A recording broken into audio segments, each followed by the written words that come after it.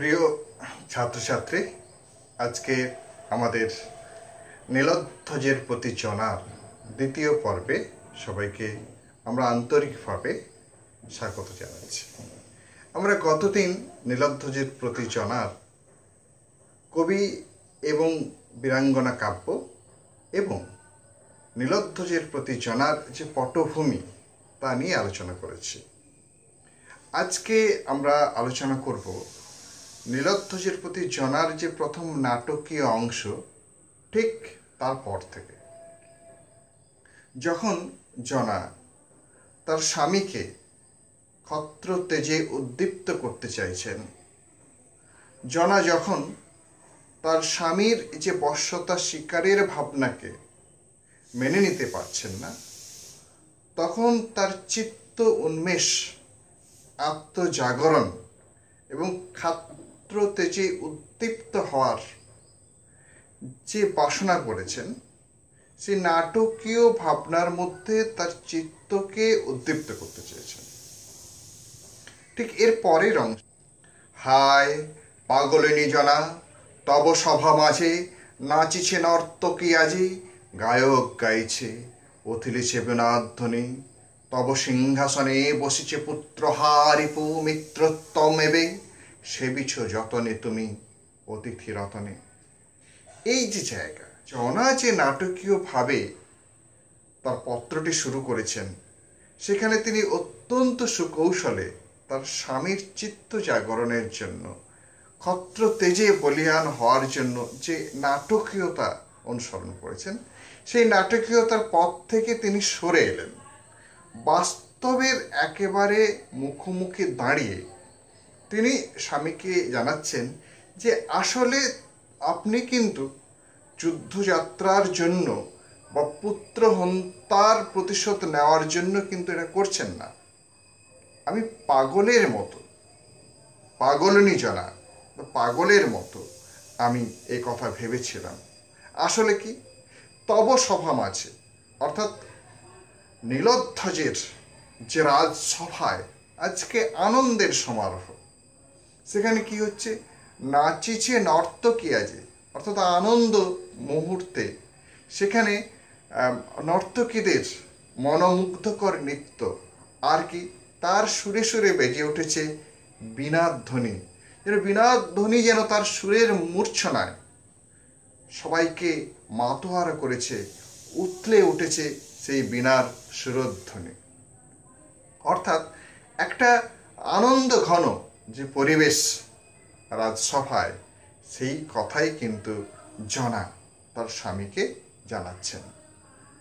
তব সিংহাসনে বসেছে পুত্রহারিপু, যে আপনার সিংহাসনে কে বসেছে? পুত্রহা, অর্থাৎ পুত্র হত্যাকারী, রিপু শত্রু, অর্থাৎ পুত্রকে যে হত্যা করেছে সেই রিপু বা শত্রু তব আপনার বা তোমার সিংহাসনে সে বসে আছে, যার সঙ্গে কিনা যুদ্ধক্ষেত্রে যোঝার একটা পরিস্থিতি হওয়ার কথা ছিল। ক্ষত্র তেজে তুমি উদ্দীপ্ত না হয়ে তাকে নিয়ে এলে রাজদরবারে, আনন্দ ঘন মুহূর্তে নৃত্য গীতাদির মাধ্যমে তাকে তুষ্ছ। এটা কিন্তু ক্ষত্র রমণী, পুত্রহারা জননী জনার কাছে কিন্তু বিন্দু মাত্র সুখকর বলে মনে হয়নি। সেখানে তার এক দারুণ অপমান জ্বালা তাকে যেন তাড়িত করছে। মিত্রত্বমেবে, যে মিত্রযুক্ত উত্তম, অর্থাৎ সব থেকে ভালো মিত্র হিসাবে তুমি পার্থকে, অর্থাৎ অর্জুনকে সেখানে নিয়ে আনন্দ করছো, সেবিছ যতনে, যত্ন করে তার সেবা করছো, অতিথি রতনে, অর্থাৎ রত্নরূপ অতিথি, অর্থাৎ শ্রেষ্ঠ, অত্যন্ত গুরুত্বপূর্ণ অতিথি হিসাবে তার সেবা করছো। অর্থাৎ যে কিনা পুত্রহারিপু, পুত্র হত্যাকারী শত্রু, তার প্রতি এমন আচরণ ক্ষত্র রমণী জনা কিন্তু কোনো মতেই মেনে নিতে পারছেন না। আমরা পরের স্তবকে আসবো। কি লজ্জা, দুঃখের কথা হায় কব কারে, হত জ্ঞান আজি কিহে পুত্রের বিহনে, মহেশ্বরী পরিশ্বর নীলধ্বজ রথে। যে এই যে লজ্জা, এই যে দুঃখের কথা আমি কাকে বলবো? এখানে কিন্তু একটা জিনিস তোমাদের মনে রাখতে হবে, যে শুধু জনার আত্মগ্লানি বিষয়টা নয়, জনা তার স্বামীর এই হেন কার্যে অত্যন্ত দুঃখিত, ব্যথা হতো।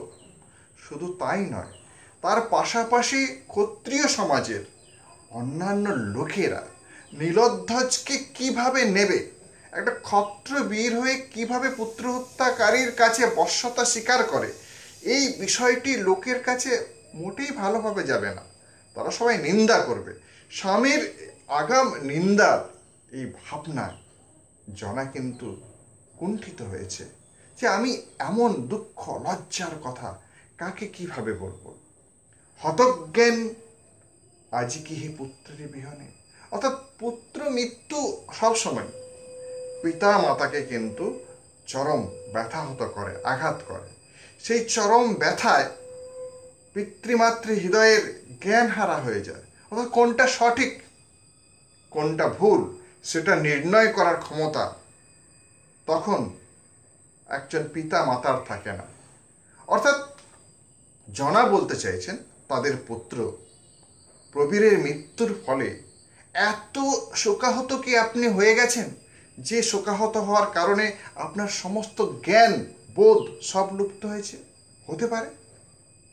মহেশ্বরী পুরীশ্বর নীলধ্বজ রথী, কাকে প্রশ্ন করছেন? মাহেশ্বরী, অর্থাৎ নীলধ্বজের যে রাজ্য, মাহেশ্বরী পুরীশ্বর, মাহেশ্বরী একটা স্থান, একটা রাজ্য, পুরী একটা এলাকা, স্বর অর্থাৎ পুরীযুক্ত ঈশ্বর, পুরীর যে ক্ষমতাবান, যিনি পুরীটাকে চালান, অর্থাৎ সেই অঞ্চলের রাজা, মাহেশ্বরের রাজা নীলধ্বজ রথী, অর্থাৎ যিনি রথ চালনা করেন। এইখানে একটা কথা আমি বলে রাখবো, যে যুদ্ধের চতুরঙ্গ পদ্ধতি বিশেষ করে বিখ্যাত। আমি প্রথমে বলেছিলাম যে অশ্বারোহী, হস্তি আরোহী, পদাতিক এবং রথারোহী, অর্থাৎ রথে চড়ে যারা যুদ্ধ করেন, যারা শ্রেষ্ঠ যোদ্ধা হন, তারা রথে চড়ে যুদ্ধযাত্রা করেন, তাদেরকে রথারোহী বলা হয়। রথী এখানে অবশ্যই নীলধ্বজ একজন শ্রেষ্ঠ যোদ্ধা, তিনি রথে চড়ে যুদ্ধ করেন বলে তাকে রথী বলা হচ্ছে। যে দারুণ বিধি রাজা আধারিলা আজি রাজ্য হরিপুত্র ধনে, হরিলা কি তিনি জ্ঞানতব, অর্থাৎ একটা স্পষ্টতেই বলা হচ্ছে যে বিধাতা পুরুষ, বিধাতা পুরুষ আমাদের পুত্রকে হরণ করে কেড়ে নিয়ে আমাদের কাছ থেকে, অর্থাৎ তার মৃত্যু কারণ বিধাতা যদি হয়, তিনি তো আমাদের পুত্রকে কেড়ে নিয়েছেন আমাদের কাছ থেকে, আমাদের রাজ্যের কাছ থেকে। তিনি কি তার পাশাপাশি তব জ্ঞান, তোমার জ্ঞানটাকেও, বোধ বুদ্ধিটাকেও কি কেড়ে নিয়েছেন? এখানে কিন্তু আমি একটা দেখব, অত্যন্ত শ্লেষের সঙ্গে তার স্বামীকে এই কথাগুলো বলেছেন জনা। অর্থাৎ জনা কিন্তু স্বামীর চেতনা উদ্দীপ্ত করার জন্য বারে বারে নানানভাবে প্রয়াস করছেন, অর্থাৎ সেখানে তার চেতনা আবার ফিরে আসুক, ক্ষত্র তেজ উদ্দীপিত হোক, জনার কিন্তু কামনা। আমি এই কথাটা এই পত্রকাব্যে বারবার বলছি এই কারণে, যে জনা পত্রকাব্যে, অর্থাৎ নীলধ্বজের প্রতি জনা এই পত্রকাব্যে, জনা বীরাঙ্গনা, তার মূল লক্ষ্য যে ক্ষত্র তেজে উদ্দীপ্ত হয়ে তার স্বামী অবশ্যই পুত্র হত্যাকারী অর্জুনের সঙ্গে যুদ্ধ করুক এবং খণ্ডমুণ্ড আনো তার শূলদণ্ড শিরে, অর্থাৎ চরম শাস্তি তার মুন্ডু কেটে শুলের উপরে চড়িয়ে আনার একটা দুর্ধর্ষ বাসনা কিন্তু জনা করেছেন। অর্থাৎ জনা এই বোধে তার স্বামীকে জাগরিত করার জন্য নানানভাবে নানান প্রয়াস করেছেন। তিনি বলতে চাইছেন যে আমাদের রাজ্য থেকে আমাদের সন্তানকে কেড়ে নিয়ে কি সত্যি সত্যি তোমার সমস্ত জ্ঞান হরণ করে নিয়েছেন বিধাতা পুরুষ? তা না হলে কহ মোরে এ পাষণ্ড পাণ্ডুরথী পার্থ তব পুরে অতিথি। না হলে কি করে সম্ভব? পাষণ্ড অর্থাৎ খারাপ ব্যক্তিত্ব কে? পার্থ, পাণ্ডুরথী। পাণ্ডুরথী পার্থ বলতে এখানে আমরা বলবো যে পাণ্ডবদের যে 5 ভাই, অর্থাৎ যুধিষ্ঠির, ভীম, অর্জুন, নকুল, সহদেব, তার মধ্যে অত্যন্ত একটি গুরুত্বপূর্ণ যোদ্ধা তৃতীয় পাণ্ডব পার্থ।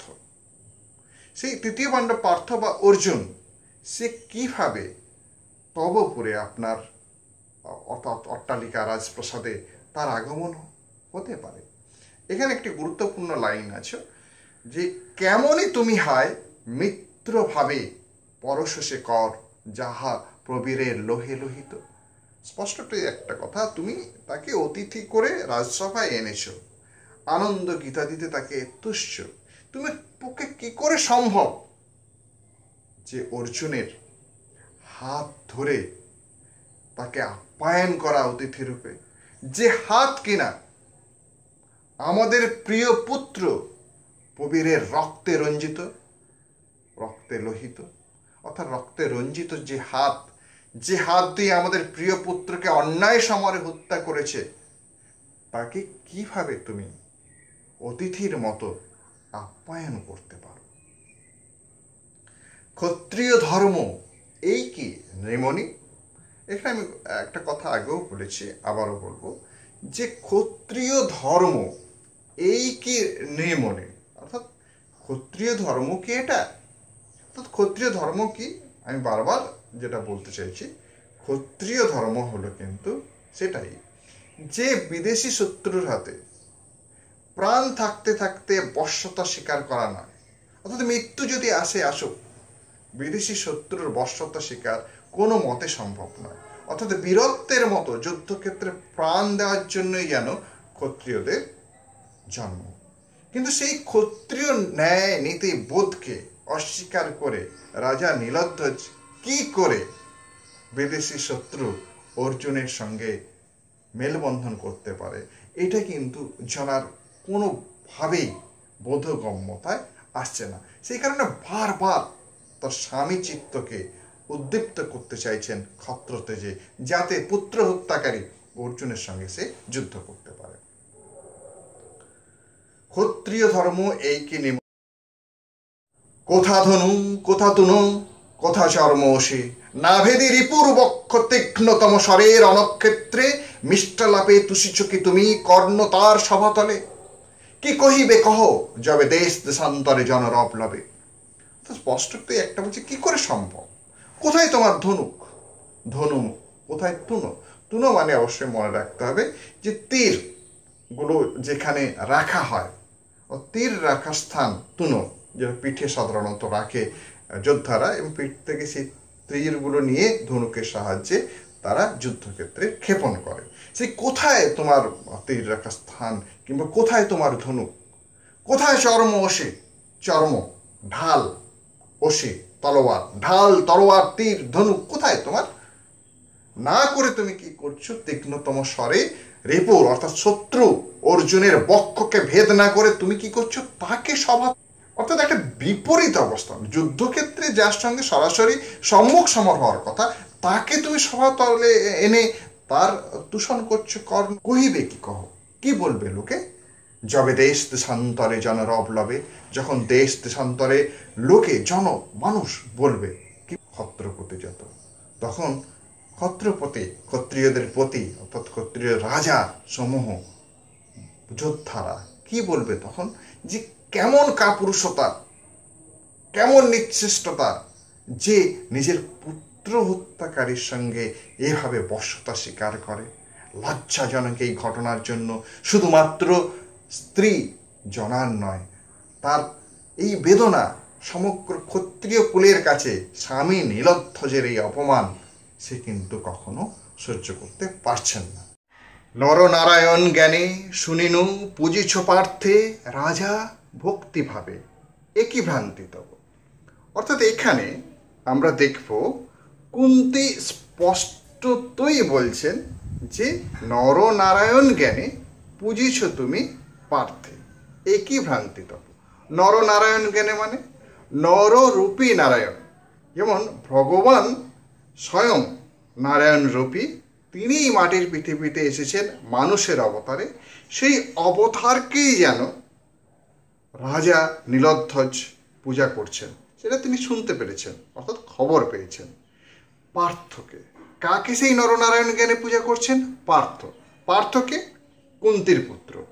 কুন্তির আরেকটি নাম আছে পৃথা, পৃথার পুত্র পার্থ, সেই অনুযায়ী তার নাম হয়েছে পার্থ। তাকে তুমি ভক্তিভাবে পূজা করছো, এ কি ভ্রান্তি তব? এটা তোমার কতটা ভুল? কেন এই ভুল? তারও উত্তর দিচ্ছেন। একেবারে যুক্তিনিষ্ঠ পয়েন্ট টু পয়েন্ট অ্যান্সার কিন্তু আমাদের জনার কাছে আছে। কুন্তির পুত্র কখনো নরনারায়ণ হতে পারে না। কি যুক্তি?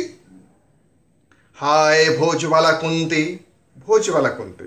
আমরা এখানে দেখবো একটি দেশ আছে, ঠিক হস্তিনাপুরের কিছুটা দূরে একটি দেশ, সেই দেশটির নাম হচ্ছে ভোজ। সেই ভোজ রাজ্যের এক অসামান্য বালিকা সুন্দরী কুন্তি ছিলেন।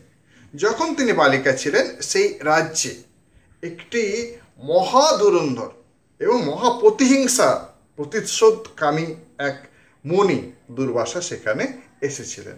আমরা দুর্বাসার অনেক প্রতিহিংসাকারী রাগান্বিত অবস্থায় অনেক অভিশাপ শুনেছি, কিন্তু এই হেন জটিল কাজ ভোজ রাজ্যে দুর্বাসা এসেছেন, তাকে সেবা শুশ্রূষায় তাকে শান্তি রাখতে হবে, তার তুষ্টি করতে হবে, তার দায়ভার কার উপর পড়ল? কুন্তির উপর, অর্থাৎ ভোজবালা কুন্তির উপর। কুন্তি কিন্তু তার সেবা পরায়ণতায় অবশ্যই তিনি দুর্বাসাকে তুষ্ট করতে পেরেছিলেন। সেই কারণে দুর্বাসা তাকে একটি বর দিতে চেয়েছিলেন, আশীর্বাদ। তখন কুন্তি বললেন যে আমার ভবিষ্যৎ জীবনে এমন কি হবে সে তো আমি জানি না, আপনি প্রাজ্ঞ পুরুষ, কোন বর আমার পক্ষে সুবিধা হয় সেই রকম একটি বর দিন। স্বাভাবিকভাবে দুর্বাসা তার মনোলোকে কুন্তির ভবিষ্যৎ জীবনের বিপদ অনুধ্যান করে তাকে একটি বর দিয়েছিলেন, যে মন্ত্র উচ্চারণ করলে তিনি যাকে যখন যে স্থানে ডাকবেন তিনি সেই স্থানে আবির্ভূত হবেন। বালিকা কুন্তি এই বর পেয়ে তিনি একটু কৌতূহলী হলেন, সত্যি বরের কতটা মাহাত্ম্য আছে কি না আছে। তখন তিনি তার নিজের কক্ষে সেই বরটি সত্যি সত্যি কিনা তিনি প্রমাণ করার চেষ্টা করলেন, এবং সেই বর অনুযায়ী তিনি প্রথমে ডাকলেন সর্বশক্তিমান সূর্যদেবকে, এবং সূর্যদেব সঙ্গে সঙ্গে উপস্থিত। বালিকা কুন্তি একেবারে অবাক হয়ে গেছেন, কিন্তু বরের নিয়ম অনুযায়ী সূর্যদেব কিন্তু কুন্তিকে সে হেন আশীর্বাদ না দিয়ে যেতে পারেননি। কি আশীর্বাদ সেটা ছাত্রছাত্রীদের কাছে এই মুহূর্তে বলা সম্ভব নয়। যাই হোক, সেই আশীর্বাদের ফলে কুন্তির গর্ভে সন্তান এলো, এবং কুমারী অবস্থায় সেই সন্তান লোকচক্ষুর কাছে অত্যন্ত অরুচিহীন হবে। সেই কারণে গোপনে সেই সন্তানকে তিনি নদীর জলে ভাসিয়ে দিলেন, যে সন্তানটি পরবর্তীকালে কর্ণ। অর্থাৎ এই হেন ব্যক্তিত্ব কার? কুন্তির। শুধু তাই নয়, তার সঙ্গে বিয়ে হয় পাণ্ডুর সঙ্গে, এবং পাণ্ডু পরবর্তীকালে অভিশাপ প্রাপ্ত হয়, এবং অভিশাপে যেহেতু স্বর দিয়ে মিলনরত অবস্থায় মুনিদেরকে, মুনি এবং মুনি স্ত্রীকে হত্যা করেছিলেন অজান্তেই, সেই মুনি অভিশাপ দিয়েছিল যে তুমি যদি কোনোদিন তোমার স্ত্রীর সঙ্গে মিলিত হও সেই দিন কিন্তু তোমার মৃত্যু হবে। স্বাভাবিকভাবে পাণ্ডু কিন্তু তার স্ত্রীদের সঙ্গে মিলিত হতে পারেনি, কিন্তু রাজ্য রক্ষার্থের ক্ষেত্রে পুত্র সন্তান প্রচণ্ড প্রয়োজন, অবশ্যম্ভাবী। তখন কুন্তি দুর্বাসার সেই বরকে কাজে লাগালেন, এবং তিনি একের পর এক যুধিষ্ঠিরের জন্মের সময় ধর্মরাজকে আহ্বান করলেন, সর্বশক্তি নিয়ে প্রচণ্ড ক্ষমতাশালী পবনদেব এলেন ভীমের জন্মের সময়, এবং অর্জুনের জন্মের সময় এলেন দেবরাজ ইন্দ্র। অর্থাৎ আমরা যদি লক্ষ্য করি কুন্তির জীবনের কথা, তাহলে আমরা কতগুলো জিনিস দেখব। প্রথমত, এক, সূর্যদেব; দুই, স্বামী পাণ্ডু; তিন, ধর্মরাজ; 4 পবনদেব, 5 ইন্দ্র। অর্থাৎ 5 জন পুরুষের সঙ্গে তিনি যৌন মিলনের সুখ লাভ করেছেন। অর্থাৎ স্বামী ছাড়াও আরও 4 জন পুরুষের সঙ্গে তিনি মিলিত হয়েছিলেন। অর্থাৎ এহেন একটি নারীকে সঙ্গত কারণে তার যুক্তিবোধে জনা কিন্তু শৈরিনী নারী, অর্থাৎ বেশ্যা মহিলা, যে মহিলা অন্য পুরুষের, স্বামী ভিন্ন অন্য পুরুষের সঙ্গে শারীরিক সম্পর্কে লিপ্ত হয়। অর্থাৎ এই হেন শৈরিনী নারীর গর্ভে কখনো ভগবান নারায়ণ বিষ্ণু অবতার হতে পারে না। অর্থাৎ নরনারায়ণ জ্ঞানে যে তুমি পার্থকে পূজা করছো, এটা কিন্তু তোমার ভ্রান্তি। অর্থাৎ অত্যন্ত যুক্তি সহকারে কুন্তী কিন্তু বুঝিয়ে দিচ্ছেন পার্থ কখনো নরনারায়ণ হতে পারে না, কেননা শৈরিনী নারীর গর্ভে কখন নারায়ণের জন্ম হতে পারে না। তনয় তার জারজ অর্জুনে, অর্থাৎ তনয় মানে পুত্র, জারজ অর্জুন। জারজ অর্জুন মানে যে সন্তান নিজের স্বামীর থেকে তৈরি নয়, তাকে জারজ সন্তান বলা হয়। আমরা একটু আগেই আমরা দেখিয়েছিলাম যে মহারাজ পাণ্ডুর পুত্র নয় কিন্তু অর্জুন। কার পুত্র?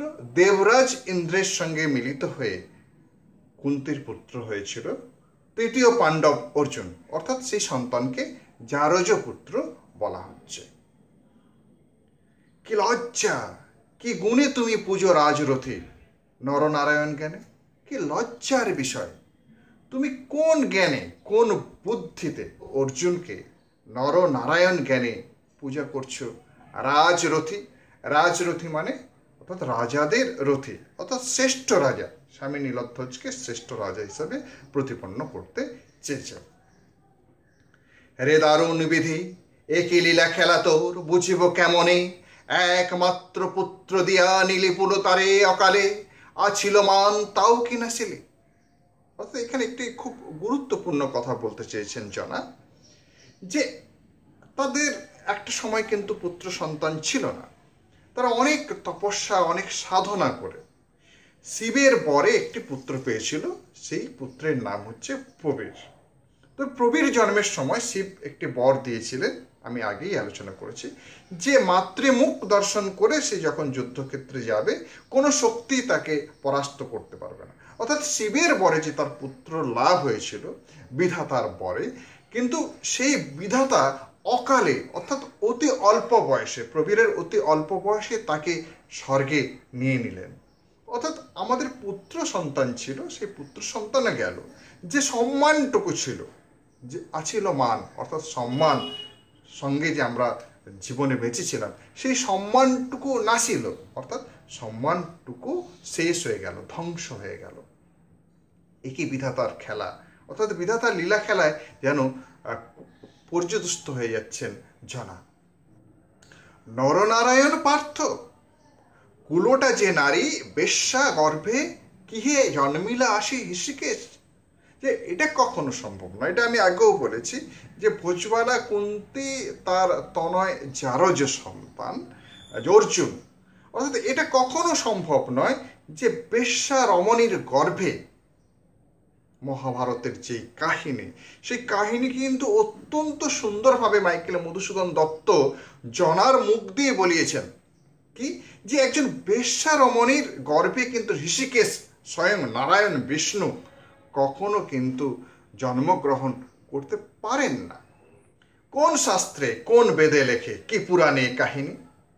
কোন বেদ, কোন শাস্ত্রে এ কথা কোথাও লেখা নেই যে ভগবানের যে বিভিন্ন সময় বিভিন্ন অবতার হয়, যদা যদা ধর্মস্য গ্লানি ভবতি ভারত, অর্থাৎ সেই কঠিনতর মুহূর্তে যে ভগবানের বারবার আবির্ভাব হয়, কখনো কোনো পুরাণে, কোনো বেদে কিন্তু সেই ভগবান বেশ্যা নারীর গর্ভে জন্মগ্রহণ করেছেন এমন কিন্তু উল্লেখ নেই।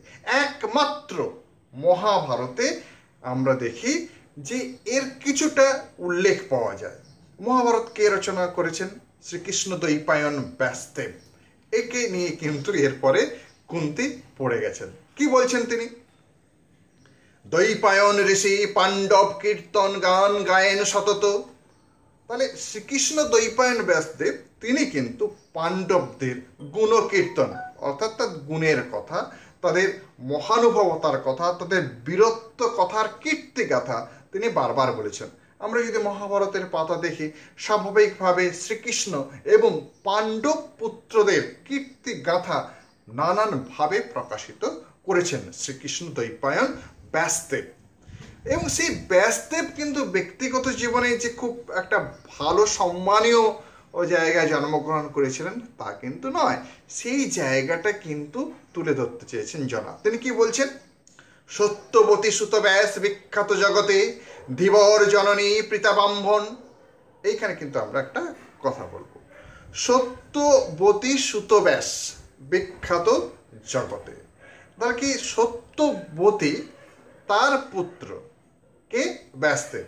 আমরা এখানে একটি ছক আমাদের অবশ্যই জানা দরকার।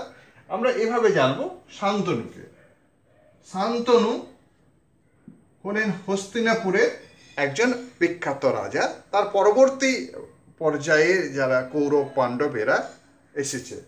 শান্তনুর দুটো বিবাহ, এক তিনি গঙ্গাকে বিবাহ করেছিলেন, দুই সত্যবতীকে বিবাহ করেছিলেন। তাহলে দুটো স্ত্রী, একজন স্ত্রী গঙ্গা, একজন স্ত্রী সত্যবতী। গঙ্গার সঙ্গে যে সমস্ত সন্তান হয়েছিল সেই সন্তানগুলো তিনি গঙ্গায় বিসর্জন করে দিচ্ছিলেন। এটা সহ্য করতে না পেরে তার গঙ্গার সঙ্গে বিবাহের যে সমস্ত রুলস সেটা ভঙ্গ করেছিলেন। সেই কারণে গঙ্গা তাকে ছেড়ে চলে গিয়েছিলেন। একমাত্র সন্তানকে তিনি বাঁচিয়ে রেখেছিলেন, তার নাম হচ্ছে ভীষ্ম। অর্থাৎ শান্তনু এবং গঙ্গার পুত্র হলো ভীষ্ম। আর আমরা যদি এখানে সত্যবতীর কথা যদি বলি, সত্যবতীর পুত্র হলো চিত্রাঙ্গদ ও বিচিত্রবীর্য। কিন্তু সত্যবতীর কুমারী কালে একটি সন্তান হয়েছিল, সেই সন্তানের নাম হচ্ছে ব্যাসদেব। এর কাহিনী তুলে ধরার কথা বলা হয়েছে। কিরকম তুলে ধরেছেন? যে সত্যবতী অ্যাকচুয়ালি চেদি রাজ উপরিচর বসুর কন্যা, কিন্তু পরবর্তীকালে তিনি দাসরাজ ধীবর রাজ কর্তৃক লালিত পালিত হন। তিনি তার মুখ্যত কাজ ছিল যমুনা নদী। আমরা যদি দেখি এই যে যমুনা নদী, এই যমুনা নদীর একটা জায়গায় দাস রাজার জায়গা ছিল। দাস রাজা তার কন্যাকে দায়িত্ব দিয়েছিলেন যৌবনে যে এই যমুনা নদী খেয়া পারাপারের জন্য। যমুনা নদী খেয়া পারাপারের সময় একদা একজন মুনি সত্যবতীর নৌকাতে চেপেছিলেন। সত্যবতীর নৌকায় পরাশর মুনি চাপার ফলে সত্যবতীর যে অসীম রূপ দেখে তিনি মোহিত হয়ে গিয়েছিলেন। এবং তখন সত্যবতীর গায়ে কিন্তু মাছের একটা দুর্গন্ধ ছিল, তবু তার রূপ সৌন্দর্যে পরাশর মুনি অত্যন্ত মুগ্ধ হন এবং সত্যবতীর কাছে সে প্রণয় নিবেদন করেন এবং যৌন আকাঙ্ক্ষা নিবেদন করেন, অর্থাৎ তার সঙ্গে মিলিত হতে চান। স্বাভাবিকভাবে কুমারী সত্যবতী বিষয়টাই কিন্তু মেনে নেননি। পরাশর মুনি তাকে বলেন যে তার দেহের যে এই মৎস্যা গন্ধা, মাছের মতো গন্ধ, তিনি পদ্মা গন্ধাতে রূপান্তরিত করবেন। কিন্তু পরবর্তীকালে তিনি আবার প্রশ্ন তুলেন যে তার যে কুমারিত্ব নষ্ট হবে, সেই কুমারিত্বকে তিনি ফেরাবেন কি করে। এবং স্বাভাবিকভাবে পরাশর মুনির ক্ষমতা দিয়ে তার কুমারিত্ব ফিরিয়ে দেওয়ারও কথা বলেন। এবং সেই যে নদী বক্ষ মাঝে স্বাভাবিকভাবে সেই মিলনের রাজি হননি আমাদের রাজকন্যা সত্যবতী। সেই কারণে একটা কুয়াশা ঘন পরিবেশ সৃষ্টি করে পরাশর মুনি যমুনা দ্বীপে সত্যবতীর সঙ্গে মিলিত হন এবং সেই দ্বীপে জন্মগ্রহণ করেন ব্যাসদেব। তার নাম সেই কারণে দ্বৈপায়ন ব্যাসদেব। তাহলে তার যে এই জন্ম, মাকে ধীবর এবং পিতা ব্রাহ্মণ, অর্থাৎ তখনকার দিনে যে জাতিভেদ প্রথার যে একটা বিশাল বিস্তর জায়গা ছিল, সেখান থেকে কিন্তু তিনি প্রশ্ন তুলেছেন। ব্যাসদেবকে পাণ্ডবদের নিয়ে দারুণ দারুণ কীর্তন করেন, কিন্তু সেই ব্যাসদেবের চারিত্রিক বৈশিষ্ট্যকে, যার কিনা বাবা মায়ের ঠিক নেই, যার কিনা অবৈধভাবে জন্ম। এবং শুধু তাই নয়, আমরা পরবর্তীকালে যদি দেখি, দৈপায়ন ঋষি পাণ্ডব কীর্তন গায়েন সতত, সত্যবতী সুতব্যাস বিখ্যাত জগতে, ধীবর জননী পিতা ব্রাহ্মণ, করিলা কাম কেলি লয়ে, কোলে ভাতৃবধূদয়ে। এইখানে আবার কিন্তু একটা প্রশ্ন এসেছে, কাম কেলি অর্থাৎ যৌন ভাবনা, যৌন মিলনের ভাবনা কথা বলা হয়েছে। কার সঙ্গে তিনি যৌন মিলন করেছেন? তার ভাতৃবধূদের সঙ্গে। এখানে কিন্তু একটি প্রশ্ন আছে। মহাভারতের এই পাতা থেকে অত্যন্ত সুন্দরভাবে মাইকেল মধুসূদন দত্ত কাহিনীগুলোকে অনুসরণ করে তাকে যুক্তিবোধে ঊনবিংশ শতাব্দীর নবজাগরণের নারী চিন্তা চেতনার আলোকে নতুনভাবে বিশ্লেষণ করার ক্ষমতা তিনি দেখিয়েছেন। তিনি সাহস দেখিয়েছেন প্রথাবদ্ধ সমাজের ধ্যান ধারণাকে ভেঙে চুরমার করে একটা নতুন যুক্তিবোধ, একটা নতুন চিন্তাধারায় তার চিন্তা ভাবনাকে প্রকাশ করতে, প্রসারিত করতে। তিনি, যাই হোক, তিনি এখানে কি বলতে চাইছেন, ভাতৃবধূদ্বয়ের বিষয়টা কি আমরা এখানে যদি দেখি, দেখবো যে সত্যবতীর দুজন পুত্র ছিল, চিত্রাঙ্গদ এবং বিচিত্রবীর্য। চিত্রাঙ্গদের যুদ্ধক্ষেত্রে মৃত্যু হয়, থাকলো বিচিত্রবীর্য, অর্থাৎ শান্তনু সত্যবতীর একমাত্র জীবিত পুত্র বিচিত্রবীর্য। তো বিচিত্রবীর্য খুব যে মহান সেনানী বা যোদ্ধা ছিলেন তা না। বিচিত্রবীর্যের জন্য তখন রাজকন্যাকে লাভ করার অনেকগুলো উপায় ছিল, যে স্বয়ংবর সভায় কিংবা রাজকন্যাকে অপহরণ করে নিয়ে আসা। সেই ক্ষমতা কিন্তু বিচিত্রবীর্যের ছিল না। সে দায়িত্ব বা দায়ভার কার পড়ল? গঙ্গাপুত্র ভীষ্ম। গঙ্গাপুত্র ভীষ্ম তখন হস্তিনাপুর থেকে চলে গেলেন কাশী। যে কাশী রাজকন্যা অম্বিকা অম্বালিকার স্বয়ংবর সভা ছিল। সেই স্বয়ংবর সভা থেকে হস্তিনাপুরের মহাপরাক্রমশালী শক্তিশালী যোদ্ধা ভীষ্ম তাদেরকে অপহরণ করে আনলেন।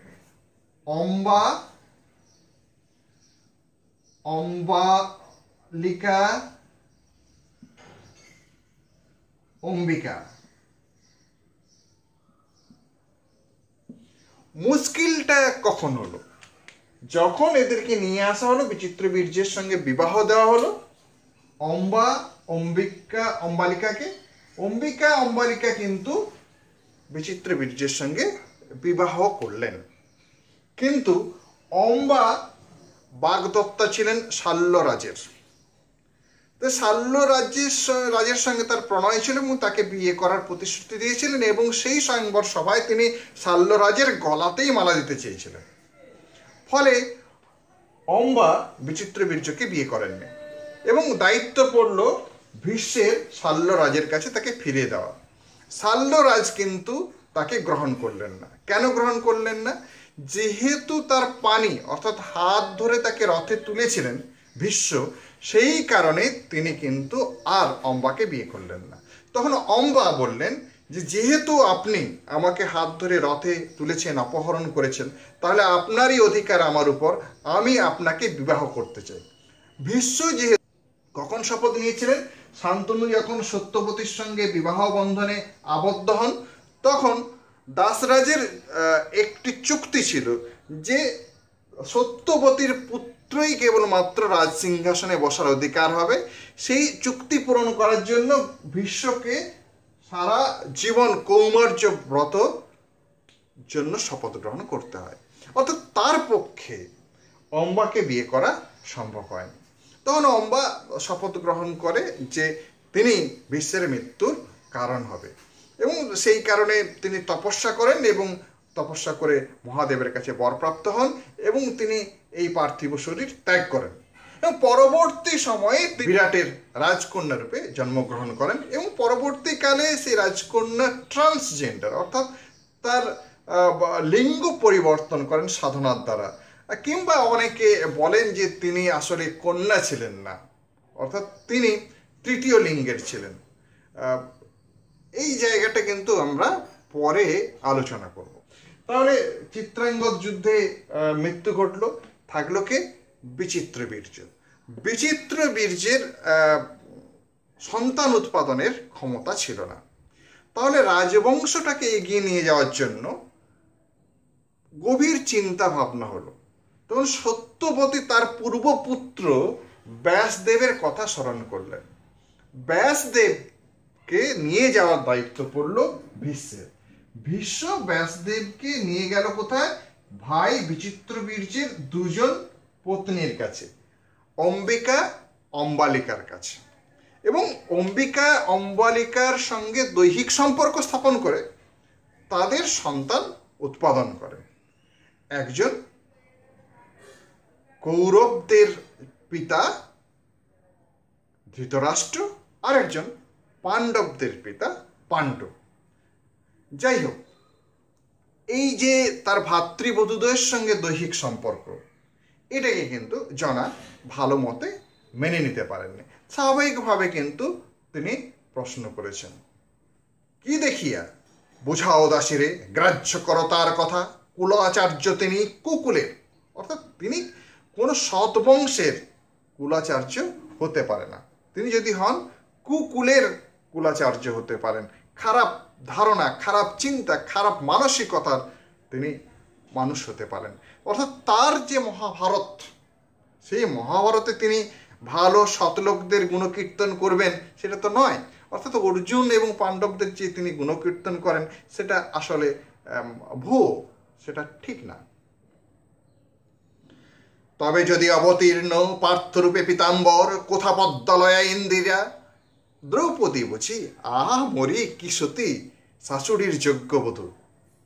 জানা বলছেন, ঠিক আছে, যুক্তিযুক্ত যদি মনে করো যে পার্থ সত্যি সত্যিই নরনারায়ণ, তাহলে প্রত্যেকটা অবতারে, অর্থাৎ বিষ্ণুর প্রত্যেক অবতারে কিন্তু লক্ষ্মী এসেছেন সঙ্গে।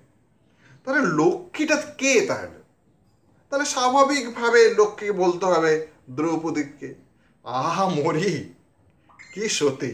অর্থাৎ দ্রৌপদীর সতীত্বকে নিয়ে কিন্তু প্রশ্ন তুলে দিচ্ছেন কে? জনা।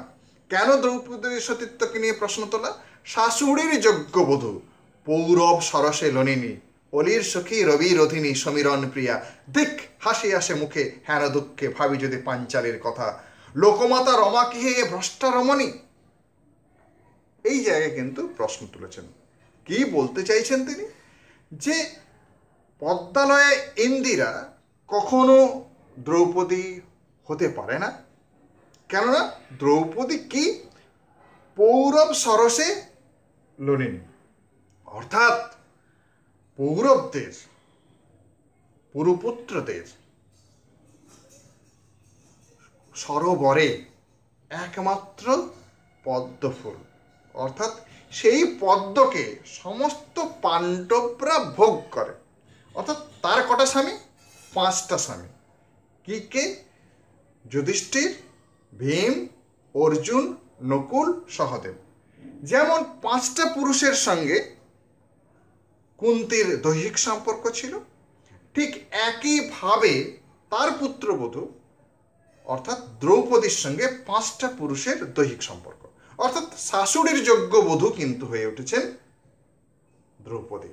অর্থাৎ এই যে যুক্তি, এবং এই যুক্তির একেবারে অবিচ্ছেদ্য, তা সেই যুক্তিকে কাটবার বা অপদস্থ করার কিন্তু কোনো উপায় নেই।